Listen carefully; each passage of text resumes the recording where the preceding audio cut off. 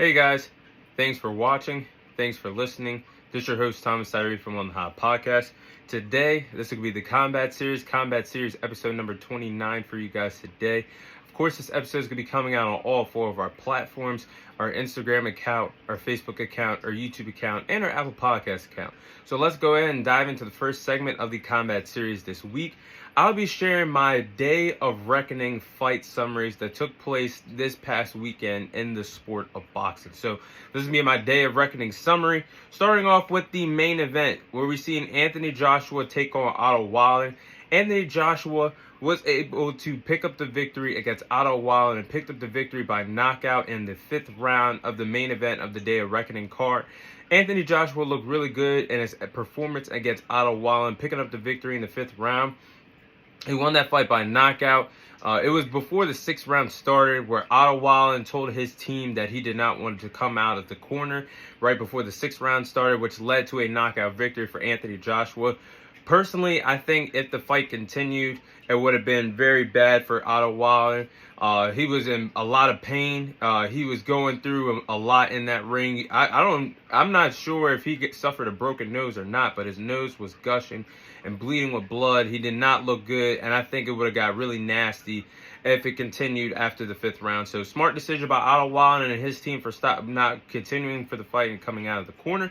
But Anthony Joshua looked really good in that victory in the main event of the Day of Reckoning card. He looked very strong, he looked very aggressive, and looked very patient in that boxing ring against Otto Wilder. So looking at Anthony Joshua, he had an incredible year of 2023. He went on to win 3 of his fights that he was a part of 2023. The most active heavyweight in the division, big-time heavyweight name in the division, the calendar year 2023. Right now, he's the number 2 contender in the IBF rankings, so he could be in line for an IBF world title shot down the line. But I believe that Anthony Joshua should target the winner of Tyson Fury, Alexander Usyk, in their undisputed championship fight. I think Anthony Joshua should target the winner and pursue a undisputed heavyweight championship fight in the calendar year 2024. I think this version of Anthony Joshua that we're seeing a more aggressive, more patient. Anthony Joshua is at the peak of his career, I believe, right now. And I think this is a great opportunity to pursue the winner of Tyson Fury versus Alexander Usyk, because I can't think of any other heavyweight in the division that would give Anthony Joshua problems outside of Tyson Fury and Alexander Usyk at this particular point of his boxing career right now. I think that's how great Anthony Joshua has been in 2023. And I think he should be in line next for an undisputed heavyweight championship fight in the calendar year 2024. But then we're moving on to the co-main event where we saw Deontay Wilder versus Joseph Parker.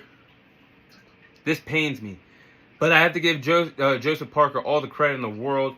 I never thought I'd see the day where Deontay Wilder would be outboxed by any heavyweight in the world today in the sport of boxing for a total of 12 straight rounds. It was a complete shutout victory by Joseph Parker, defeating Deontay Wilder by unanimous decision in the co-main event of Day of Reckoning. I don't know what happened to Deontay Wilder. He did not show a great game plan throughout that whole fight for all 12 rounds. He boxed on his back foot, which I thought was a total mistake. He did not adjust in between rounds. The trilogy fight between himself and Tyson Fury might have truly broken Deontay Wilder. And I say that with all due respect, but Deontay Wilder, he looked very intimidated. Boxing IQ was not there against Joseph Parker. He did not look the same fighter that we all once and known and knew of Deontay Wilder. He was very gun shy, not looking for the straight heavy right hand hook that he's landed on several opponents and knocked them out and sent them to the canvas in his boxing career. I think that performance was truly sad to watch. I never thought I'd see the day Deontay Wilder would truly get outboxed for a total of 12 rounds in a boxing ring by any heavyweight on the planet in any boxing era. So we might as well kiss that dream fight goodbye between Deontay Wilder and Anthony Joshua that we all thought we were going to see in March, because that is definitely not happening after his lackluster performance against Joseph Parker. So back to the drawing board for Deontay Wilder. Kind of on the fence if he should continue his career or not. But I love me some Deontay Wilder, and I'm going to respect whatever decision he has next in the sport of boxing. But Moving on to the third card on the main card, third fight on the main card, we saw Dimitri Bivol defeat Lyndon Arthur. We saw Dimitri Bivol successfully retain his WBA world title at the 175-pound division, but he also became the new IBO world champion at the 175-pound division, defeating Lyndon Arthur by unanimous decision on the Day of Reckoning card.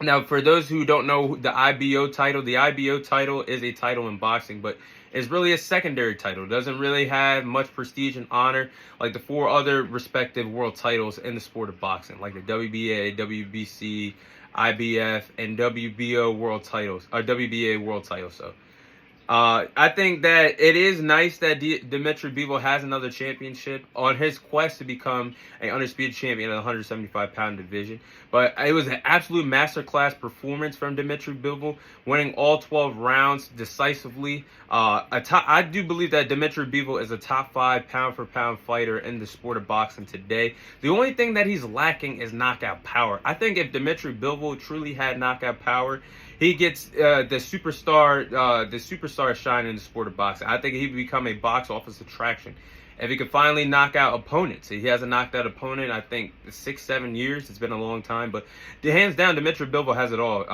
as a boxer in the sport of boxing today. In my opinion, a top 5 pound-for-pound fighter. And then the last fight that we'll cover on the Day of Reckoning card, we saw Daniel Dubois defeat Gerald Miller, and we picked up that win by knockout. Daniel Dubois knocked out Gerald Miller with 8 seconds left in the 12th round to get the knockout victory. But that was an absolute great performance by Daniel Dubois. He dominated Gerald Miller the whole entire fight for all 12 of those rounds. I do believe that Daniel Dubois has the potential to be one of the best heavyweights in the sport of boxing today. I said what I said, but Daniel Dubois has a lot in store in his boxing career in the future. I mean, hey, we saw what he did in August in a unified heavyweight championship fight against Alexander Usyk. To me, still to this day, that was a clean body shot on the belt line that he landed on Alexander Usyk. He should have knocked him out in the 5th round of that fight back in August. And he should be right now the unified heavyweight champion in the sport of boxing. But things happen. This happens in combat sports sometimes. Referees don't get the right calls. Sometimes things don't go your way. Obviously, he got knocked out by Alexander Usyk. But in my opinion, he defeated Alexander Usyk that night in that boxing ring. But great performance against Gerald Miller. I'm not sure what the hell Gerald Miller was really thinking in that boxing ring. Getting in the ring with Daniel Dubois. I don't know if it was his decision or his team's decision, but it was not smart for that man to weigh over 300 pounds heading into a fight with Daniel Dubois. He nearly weighed over more than 100 pounds than his opponent, Daniel Dubois. I don't think that was a smart strategy because he got very winded in the early rounds and just then showed that fight and aggression that you need to fight a caliber fighter like Daniel Dubois. So definitely a bad decision by him and his corner.